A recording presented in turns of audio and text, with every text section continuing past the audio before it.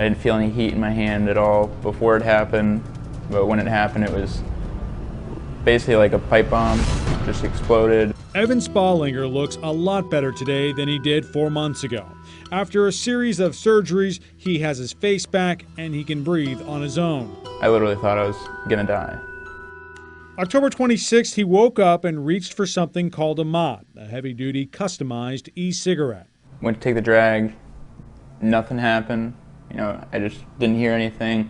So I did like a little hand check to see what was going on, thinking, you know, flipping around, checking it out. And when I did that motion, and then as soon as I picked it back up towards me, it, you know, ignited. The device spewed battery acid all over his face and into his mouth. He struggled to the bathroom to wash it off, and then outside. As I consumed oxygen, it just got depleted. My body wasn't getting air. His sister dialed 911. Paramedics rushed him to nearby Naples Community Hospital. I got there, and then as soon as I got there, probably 10 minutes after, is when I realized this is serious, because they told me that they have to incubate me, which is when they put a big tube down your throat and the machine breathes for you, because they told me that my airways were closing out, that I had burns in my entire esophagus and in my lungs, and battery acid in my lungs, which no one has ever dealt with before. Spallinger blacked out and woke up 4 days later at Kendall Regional Hospital. I mean, I had third-degree burns in my entire face. I thought I was going to be, you know, if I didn't have great plastic surgeons and great doctors, that I was going to lose, you know, half my face. I was scared. Months later, he's getting back to being himself, and he's talking about what happened in hopes of saving lives. I mean, it was an alternative to smoking cigarettes. It's supposed to be a safer and a healthier way of doing it. I mean, if I would have known that there's a risk of me being, you know, fighting for my life and being in a hospital, and I would have never picked it up. Is this a thing? Do e-cigarettes explode? Yes, absolutely. Spallinger's attorney, Catherine Dawson, says the unregulated industry is putting you at risk. These devices are not safer alternatives to cigarettes.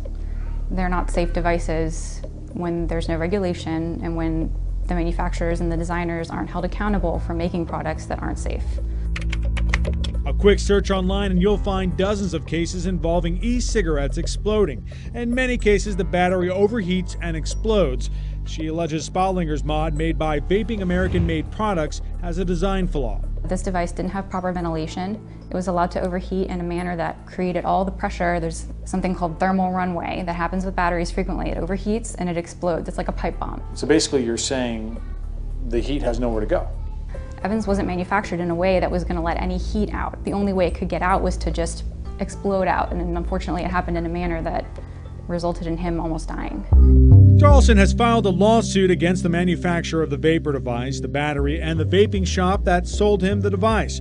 None of them agreed to comment for our story. The vaping industry's largest association did provide a statement saying in part, quote, "While these incidents are taken very seriously, millions of former smokers across the United States and overseas continue to use these products as intended and have found vaping to be a significant alternative to combustible cigarettes.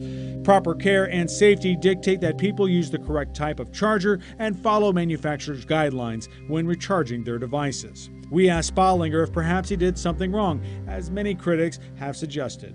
There's a lot of critics out there who, in not so many nice words, say that you're to blame for this, that you're the one that caused this to happen. What do you say to that? I did everything exactly how I was instructed. You know, everything worked fine for a year. You know, I had different mods, I had different vapes, different batteries. Everything worked fine. All I can say to the people who are in denial about it is, it's not if it's going to happen, it's when.